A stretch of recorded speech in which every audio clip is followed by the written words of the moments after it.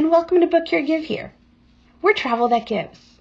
I'm Lulu Lima, your chief travel guru. I hope this episode of Dream Now Travel Later inspires you to travel, and I invite you to give us the opportunity to help plan your next memorable trip. So grab your popcorn and enjoy. Hi, everybody, and welcome back. We are super excited because guess what? We're going to talk about another destination here in the States that I bet you all haven't heard about. It's a wonderful state called Oregon. And Greg, my travel partner from Travel Oregon, is here. And he is the king of all things Oregon. And he's going to tell us everything and anything all about all of these hidden gems and things that you can do on your own, but things that you can do with locals, like a local tour guide. How amazing is that, right? So having somebody who lives there tell you all the nooks and crannies, like the off the beaten path stuff that I like to promote so often. So with that, I'm going to not take the stage anymore from Greg. I'm going to give him his space and take it away. Thank you so much, Lulu. I definitely appreciate being here. Again, I'm Greg Eckhart with Travel Oregon, the state tourism office for Oregon. We're a resource for people just anywhere, whether that's in the trade or on the consumer level with our welcome centers around the state, another just great resource for travelers that are coming to Oregon. You mentioned definitely that I'm the king. I wish. I like to believe that our guides and locals that curate experiences for folks are, but I'll take that. I'll take that mantle. You delegate it to all the others, right? Yeah. Definitely, kind of servant leadership for us for sure, and we love sharing the state with everyone, and especially when we're able to direct those travelers to our partners. I appreciate. Great. Yeah, I appreciate your interest. I like to kind of lay out the state this way. This is a brand new map that we've developed utilizing some of our animated content assets from the Only Slightly Exaggerated campaign, a whimsical look at Oregon, if you will. But just a quick kind of geography reminder, Oregon is on the west coast of the United States, south of Seattle. Portland is our largest city. We're south of Washington. I'm sorry. Portland is our largest city, about 3 hours drive from Seattle, and then California to our south. So great tie-in. It's probably the most common airport that people will use to arrive. Probably PDX. That's Portland. That's Portland International Airport. Serves international gateways as well as a lot of domestic gateways throughout the country. You name it. Any large city. In the U.S. and even in Europe and Asia, we serve a lot of those. We have, like I said, great service, but there's also regional airports in Bend, Eugene, and Medford as well that are great access points with connections to some large domestic gateways. So easy to get to, guys. And if you want to do a drive, we can easily hook you up so that you can combine other states as well. But we won't talk about that now. We'll talk about that during your itinerary planning. Yeah, definitely. And I would say put a pin in that because it really, we always encourage travelers to come and visit those three states or even Vancouver, BC, because Vancouver, BC is only 6 hours drive to Portland. So It's easy to incorporate that West Coast road trip with Oregon included. We have a great set of mileage along Highway 101. So you got the Portland side there. Yeah, Portland is our largest city. Yep. Really set against. People know Portland, and it's really a metropolitan city where you have not only the beautifulness of the metropolitan, but then you have the beautiful landscape behind it. Yeah, and that's it. It really is our cultural capital. A lot of energy here, lots of great diversity. We're 70 miles from the mountain, from Mount Hood that you see there, and then another 70 miles from the coast. So in Portland, we like to say that you could have or in Oregon too, that you could have surfed in the morning and then had an afternoon run on the ski hill at Mount Hood with a glass of Pinot Noir in Portland at dinner that night. It's feasible and interesting. It's so awesome. And the city is really set up for anybody who wants to walk, bike, scoot around, or whatever it is, like you want to do some that physical activity, have that wellness. Yeah, yeah, and Oregon in general, Portland specifically, is well known for the wellness travel, if you will. Yes. Cycling tours. I mentioned tour operators, obviously, but cycling is a great way to see the city, get on the ground, really see some cool sights. There's themed cycling tours. Many tours that cross the bridges. We have 12 bridges that cross the Willamette River in Portland. You're seeing the Hawthorne Bridge behind those folks there. Nothing quite like riding a bike across that bridge. It's quite fun. And definitely a highlight of a trip to Portland. Something I would recommend. We have about 500 kilometers of bikeways in Portland. Guys, 500 kilometers, that truly is a great wellness adventure. So if you're starting to get ready to go on your bike during the day, you work out your energy, and then at nighttime, you're going to have some great music, some great food. And let's talk about that. Yeah. So the music scene in Portland is quite well known, whether that's live or recorded. We have a lot of great record shops here still. Many of us have rediscovered that love of vinyl music during the pandemic. So many of those stores survived and opened and stayed open through the pandemic and thrived during the pandemic because of those interests. That said, live music is coming back too. It's coming back in a big way. Friends that are in bands I know have already started playing live. They played last weekend. Many touring acts coming through, large and small. Venues large and small as well opening. You see Mississippi Records and Mississippi Studios there, but the Waterfront Blues Festival will come back this summer. That's outdoors. So great storied musical scene here. Lots of cool festivals for music, whether that's the Waterfront Blues Festival, or one of our bluegrass festivals. We have a ton of great festivals here. And as we're airing right now at the beginning of summer, this is great because they're coming back. So if you guys want it, here it is. If you're watching this at a later date, then you know that you have opportunities to plan ahead. True. So it's never ending here. And we talked a little bit about, all of the moving pieces of the wellness. And here's some great, you've got some great forest, some great landscapes overall, lots of Zen meditation as well. Yeah, it's we have a lot of gardens. Many of us that live here love to garden just as practice. It's something we love to do, but you're seeing pictured here, it's one of the largest urban parks in the United States. That's Forest Park on the upper left. And then the smallest park in the US too, that's Mill End Park in downtown Portland. But yeah, just wellness is a huge theme. Getting outdoors is a huge theme, and year round, not just in the summertime, not in the spring, in the winter as well. And the autumn is great too. You can see some of the leaves changing there at St. John's. Yep. But so let's talk a little bit about the weather. What does winter look like?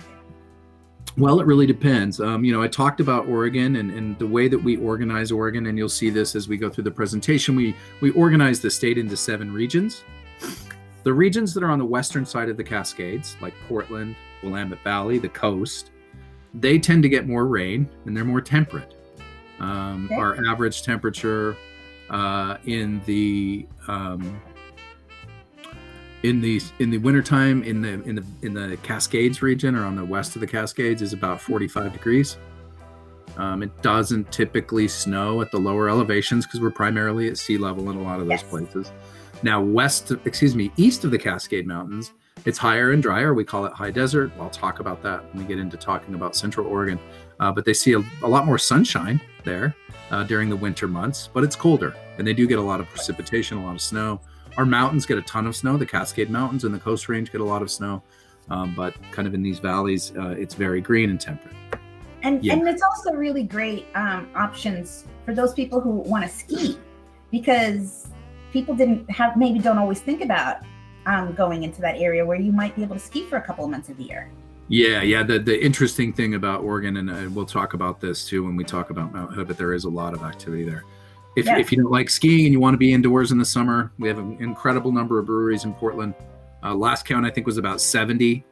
And of course, tour operators that serve that too. If people want to have a nice time and not have to worry about driving, and they want to learn more and get behind the scenes and meet the people that make the beer. So much of that is the story about visiting Oregon, is meeting the people that are doing these things that enhance the traveler's experience. And that's So create your itinerary, guys. We're going to focus, if you like to have the craft beers and you want to go hopping, here's where I'm going to help you set that up, right? So we're going to pick places where you can go, whether you're going to do a couple of them a day or you're going to do one a day and then enjoy things around. And don't worry, I'll take care of the driving piece. So you guys can have and enjoy. Yeah, that's the coolest part of that. So moving along to the coast, I talked about the proximity of the coast. Yeah. It's a great place. It's a great place for that road trip we talked about. We have 9 lighthouses on the coast. That's one of them there. Yeah. And the views. Look at this view that you can have. It's almost like, I don't know. I mean, it's right out of a novel. Yeah, so being able to see the Milky Way in a lot of areas throughout Oregon. We have some designated dark skies areas in the central eastern part of the state that have just received their designation, and others that are working. But places like, you can see the Milky Way there. It may as well be a dark skies area. Yeah. That I believe that's at Yachats, is where that is. So yeah, that's a beautiful spot, and that is super awesome. And then you have this beautiful daytime view. Yeah. I mean, and the coast is amazing. I think you'll see upcoming one of the shots from a place called it's a crab fishing place. Kelly's Marina is the name of it. I think it's the next shot. Yeah, and you can do these experiences where you go to Kelly's, you rent a crab pot. He sells you bait. He sells you a license for I think $12, a shellfish license, and you can go into the bay either with a boat or off the dock, and they give you tips and catch crab, Dungeness crab, which is incredibly fresh. You can cook it right there at the marina. Have a beer. That is super awesome. And you get to see a lot of marine life as well, because you have these underwater cave concepts. Yeah, so what you're seeing here is this is part of the Oregon Coast Aquarium in Newport. Beautiful place. Close by there, though, too, is the Sea Lion Caves in Florence, which is one of the largest sea caves in the world. And those are California sea lions that make that cave home. So you can go down into the cave in a really huge elevator. And most often the sea lions are there. You can also see near this aquarium in Newport Bay, sea lions just swimming in the bay and hanging on the rocks. Newport is the largest operating port on the Oregon coast. So it's got our largest fishing fleet. So a lot of crabbing goes on there. There's great restaurants there where you can buy crab and seafood that's just come from the boat to the restaurant. There's a restaurant there. There's a few restaurants there called, the one that I think of specifically is called Local Ocean. And they actually tell you what boat that came from. That's so awesome. And for families, as you guys have your kids that are growing up, remember that they're sponges, right? So even though we as adults are going, oh, wow, look at this, remember that your kids are learning. And this is really, truly travel as a living classroom. And this is in your backyard. So this isn't like something where you need a passport or anything else. This is right here, guys. Yeah, and in talking about Newport, I'd be remiss if I didn't mention Marine Discovery Tours. They offer that kind of living classroom experience, whether that's learning how to pull a crab pot, seeing sea lions, gray whales. We have a resident pod of gray whales that live here off the coast. The coast itself is an amazing, obviously biome, but an incredible living classroom that way, especially for families. The coast is a really great road trip, but also great for families. Yeah, how awesome.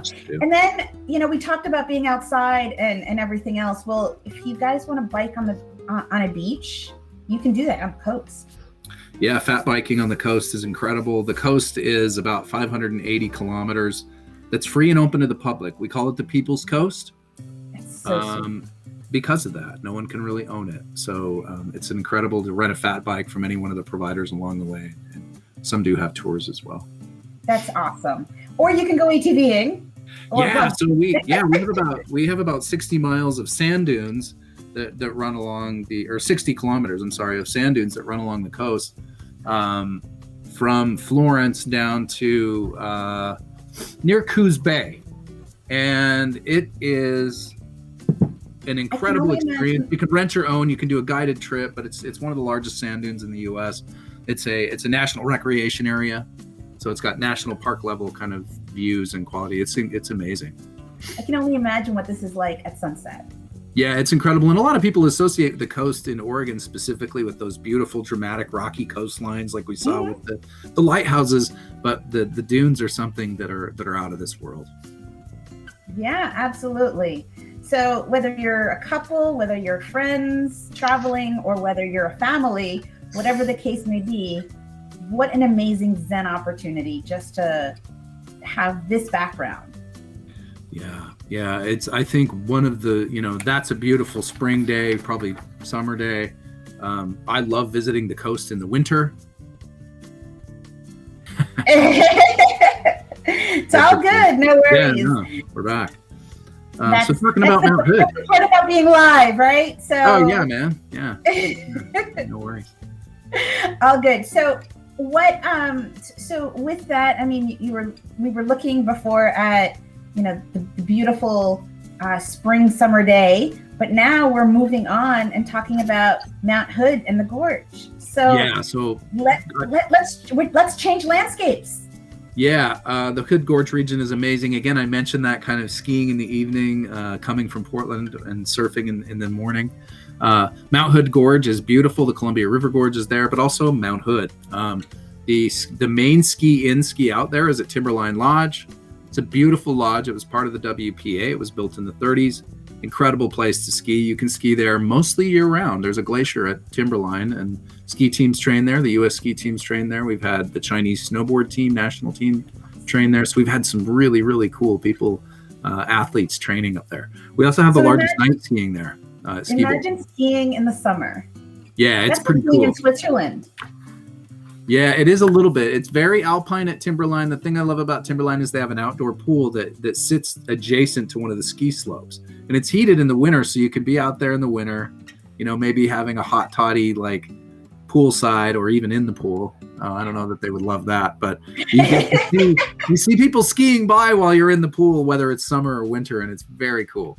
That is super awesome. Yeah, and this is just another beautiful view of Mount Hood and a miniature version of Timberline Lodge that I mentioned earlier. This is called Silcock's Hut. It is an intimate, private experience. It is very popular for weddings. I believe it hosts 10 to 12 overnight. You have to use the Snowcat or another vehicle to get there. Snowcat's in the winter and usually a truck in the summer. Typically, if you book it, it has its own chef. I have had the privilege to have dinner up there, and it's a magical experience on the side of a volcano, really. Talk about a transformational trip in our backyard. Yeah, exactly. So more of that transformational feeling and national park vibe. This is the Columbia River Gorge. The Columbia River is the third largest river by volume in the U.S., and it's in our backyard, and something we share with our neighbors in Canada. But yeah, it's definitely a beautiful place. I can't stress enough how important it is to connect to a tour operator to visit the gorge. The gorge is well loved by many people, but it's also one of the most popular tourist attractions in the state. Therefore, accessibility is just less stressful, more connected, and more convenient if you use a tour operator. Right. And those are the things that I would be actually connecting you guys with. So as I help you build your itineraries, I would be working with a local that is going to guide you and that is going to take you into these really off the beaten path, things that only the locals know, so that you're really going to have that amazing experience. Yeah. There's and these are, so on the right you see Multnomah Falls, which many people associate with the gorge. That is really the most popular attraction in the state. And as you mentioned, so we do have tour operators that include that, but they include other locations too that are off the beaten path. The one on the left is La Tourelle Falls, which is amazing. You can actually stand underneath that if you can handle the cold water. And it's pretty cool. It's an amazing experience. How amazing. I think everybody needs to do that. So So now we're taking a look at all of these grapes. And you know what that means, guys? That means wine. Yeah. So the gorge isn't all about those waterfalls. They have some great wineries there too. Hello, this entire state has something to surprise us at every corner. Yeah. And let's talk about the wineries. Yeah, well, if we talk about wineries, we talk about the Willamette Valley, definitely. We have a lot of wineries there. We have, as I mentioned, wineries in the gorge, but the Willamette Valley has an incredible farm to fork scene. What you're looking at here is Stoller Vineyards. There's about 500 wineries in that area in the Willamette Valley, and that's only one of our wine regions. Also, some incredible other things to do there. There's a number of covered bridges in the area. Our most probably our large, and this is our Hold largest state on. park. No worries. We can go with it. It's Silver Falls. It's amazing. So here we go. So here's some of the pictures of the wineries that I was missing before. So and we can do lots of wine tasting and all of that while you're watching the beautiful waterfalls. Yeah, that's our largest state park. You can hike behind that waterfall on a paved trail. Beautiful, beautiful spot. If you've ever seen the film Twilight, the first film, portions of that were filmed in this state park. That first movie was filmed almost entirely in Oregon. That's awesome. Yeah. And for those of you guys watching, if you ever have come up with this and you guys are part of a production team, remember that your travel guru here also does entertainment travel. So I can hook you and your crew up too. So don't go filming without me. Yeah, we become quite hot. One of in the Willamette Valley specifically, if folks are familiar with the film Stand By Me from the 1980s. Yes. So the Willamette Valley is loaded with all these really amazing small farm towns, pumpkin patches. The Albany Carousel Museum is in the beautiful little town of Albany, but there's these great little agricultural towns. And one of them is the town of Brownsville, which is where Castle Rock was in the film Stand By Me.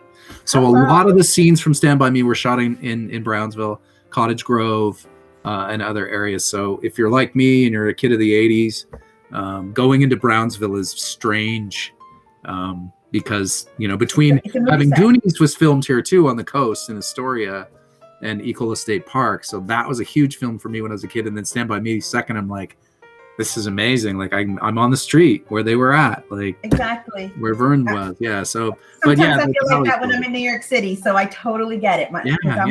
You never know what's happening.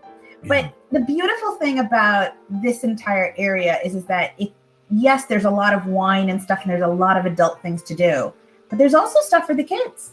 Absolutely. Yeah. I mean, what you're seeing here is the Evergreen Aviation and Space Museum. Mm-hmm. They house the Spruce Goose, the largest wooden airplane in the world. They have a space museum that has a ton of stuff from the Gemini program, other rocket programs that were developed at NASA. It also has an indoor water park that is really cool, that has a giant 747 parked on top of a building, and the water slides begin in the 747 and go down into the building. It's really neat, and it's a unique experience. It's also home to the Albany Carousel Museum, which is a really, really cool place too. That's super, super awesome. So moving on, we're gonna go back to Central Oregon, which we started talking about earlier because I was jumping ahead. I was so excited because there's so much to talk about in this one little state. And so now we're going to talk about all the moving pieces of Central Oregon. You want to talk about adventure, whitewater rafting? Yeah, so Central Oregon is, you saw it. I mean, it's very diverse landscape in the whole state. Central Oregon gives us that high desert, alpine desert landscape, incredibly arid, but it's an outdoor mecca with sunshine all the time, whether that's snowboarding on Mount Bachelor, kayaking. They have an ale trail in Bend. You saw rafting on the Deschutes River there with Sun Country Tours, which is incredible. Their main trip is called the Big Eddy Thriller. It's approachable for most skill levels. They also have a tour where they come back to their patio and you can enjoy some beers from Bend. So there's an amazing whitewater rafting and beers at the end. Who's in? Hello. Yeah. So we talked about your having all these different climates and being able to experience it. Well, now you can, something that people associate Alaska with, which is the snow sledding. Yeah. You guys have that. Yeah, there is dog sledding available in Central Oregon that you can do. There's a company there called Wanderlust Tours that facilitates, they don't facilitate dog sledding, but they facilitate other experiences in the area, snowshoeing being one of them. One of my favorite experiences with them is they do a twilight snowshoe that's at nighttime. Yeah. And you snowshoe through the forest. We have the same situation I was talking about with the stars, and you saw on the coast, beautiful Milky Way view through the forest. And unbeknownst to you, their team has arrived early and built a kind of a dome out of snow that's a half dome that you can sit in, a bar so you can have a nice hot chocolate with some Crater Lake vodka, and they build a fire there, all out of snow. So the fire pit's made out of snow. So you come in and there's this magical kind of place waiting for you in the middle of the woods. It's really, really cool. So for those of you guys who are looking for proposal ideas, this would be a good one. Yeah. Your spouse to be will absolutely say yes.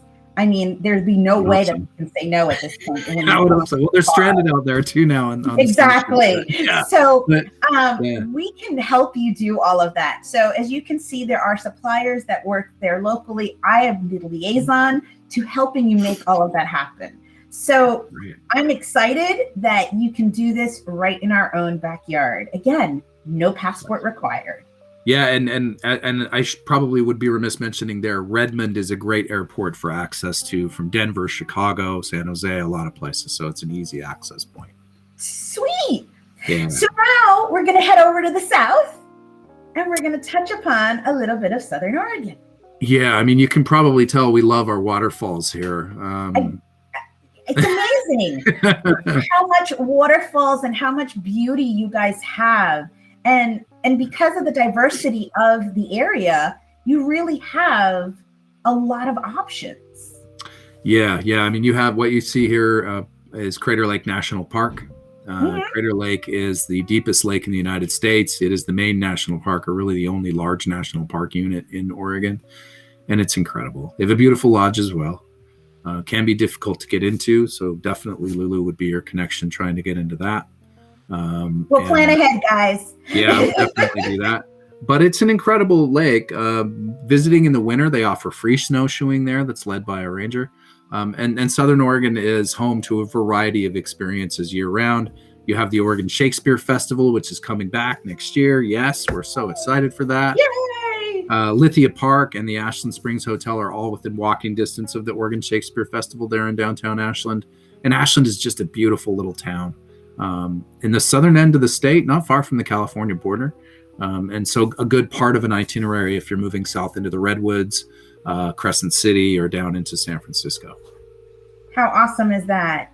Yeah. And then, of course, another activity on water. Yeah, well, we like to say that, we talked a lot about beer and wine at the top of this. The reason that we have so much of that is because we have a lot of water and it's good. Yeah. And we have a lot of activities on the water. This is the Hellgate jet boat out of Grants Pass. They have a ton of experiences there too that are also quite transformational. And this one is incredibly fun for everybody. One of the tours I like with Hellgate is focused in the evening. It's a dinner tour that they offer. They have a huge homestead facility that's a big cabin that houses quite a few people. And it's only accessible with their boat tour. So awesome. On the river. So you access that through that, and you have dinner there and then come back, and there's wildlife. We've seen bears and all kinds of birds of prey, et cetera, on the road. That's the Rogue River is what that's so let's talk about seclusion, because obviously there's a lot of places here where you can go and it could just be you and your tribe or you and your significant other. And I think that's really important to highlight, because whether it's you and your group of friends, your family, again, or if you want to go solo, there's so many places where you can just breathe. And after the year that we've had, of being cooped up, this is a place where you can go, you can breathe, be healthy, and have your mind, body, spirit reset. Absolutely. Yeah, I think, in so many different ways, I think whether that's through wine and culinary, like we see here in Jacksonville, or even just being outdoors, as you mentioned. We have the Klamath Basin is a huge bird flyway for birds. Tons of eagles, pelicans all year round. Again, I kind of stressed that when we were talking about the coast, but often visiting here in the winter is a great idea because there are just fewer people, and you just get more time to explore things on your own. And if we do this trip right, you actually can do it so that you can hit every part of the state and just spend a couple of days here and there, or doing day trips from a home base, and you really get to experience so much and taste so much, because we really need to focus on all of our senses. True. And so, the blue cheese of Oregon, of course, we all know that, and again, just having more wine, because with cheese you need to have wine. That's just a pairing. Yeah, that zone is really cool where Rogue Creamery is. That's called the Artisans Corridor. So there's Rogue Creamery, there's a winery, and a chocolatier all right there in the same spot. Hello, chocolate, wine, and Yeah. cheese. Yeah, I it's pretty mean, sweet. can you really not win a girl over any more than that? yeah, no doubt, right? Yeah. So with that, we're going to move now to the eastern part of the state, where you're going to wow me with something else. Yeah, well, again, you're going to get more of that diverse geography. It's the high plains out there. We like to call that Oregon's corner of the Wild West, even though it's the eastern part of the state. It's the largest region of our state, of those 7 regions that we talked about organizing our state, with the least population. That said, there's incredible activities there. Up in the right, you see the historic Geyser Grand Hotel. That's in Baker City. Baker City was home to a huge gold rush in the 1800s. Yep. It's also home to Pendleton. If you're familiar with Pendleton Woolen Mills, that their headquarters is right there in Pendleton, Oregon. Home to the Pendleton Roundup Rodeo, which is the 3rd largest rodeo in North America. And also the Painted Hills, an incredible national scenic area that you can walk through. Thankfully, they've just designed such an amazing way to explore the hills without disturbing the landscape. Everything is clearly marked. You can see the pathway there, but it does take you through the hills, again, without disturbing it. So there's a lot of mind toward that. But lots of cool connections here, too. The city of Pendleton has a maker's tour, a self-guided maker's tour, where you can go get yourself a pair of made just for you cowboy boots. You may have to wait a while to get them. Made just for you cowboy hat, saddles if people need that. So there's a lot of Western culture. Texas and Oregon, I love it. Yeah, and there's incredible First Nations culture there too. We have 9 recognized tribes in the state of Oregon, and the Umatilla tribe, Confederated Tribes of the Umatilla. They have the Temeslik Cultural Center just outside of Pendleton, which tells the story of the Umatilla people that lived there, and continue to make that place home. And then, of course, I mentioned the Roundup. So many Roundup activities associated, whether that's the Happy Canyon pageant, or of course the multiple days of rodeo and Pendleton whiskey. Can't forget that. Yeah, absolutely.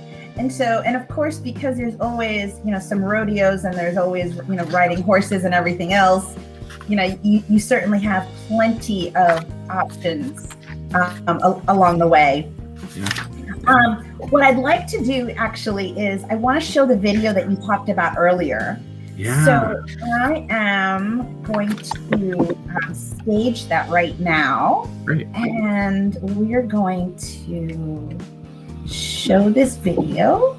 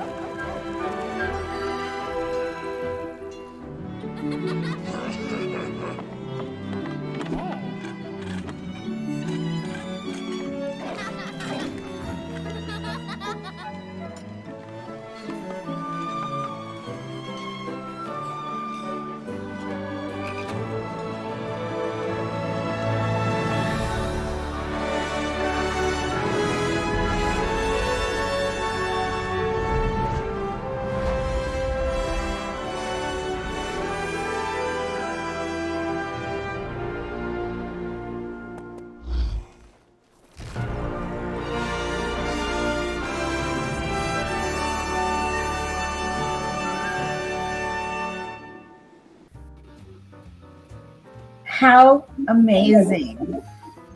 So guys, you saw this is what Oregon is all about. I can't wait to build your itinerary and show you what we just experienced now, and so that you can have it for you. Greg, thank you so much for sharing your time with me. Thank I really you. appreciate it. Is there anything you want to say in closing? No, I would say look to Lulu as a trusted advisor to plan your adventures and experiences in Oregon, and we can't wait to welcome you. Can't wait to be there either. So it's so awesome. So with that, namaste. Until the next time. Bye, everybody.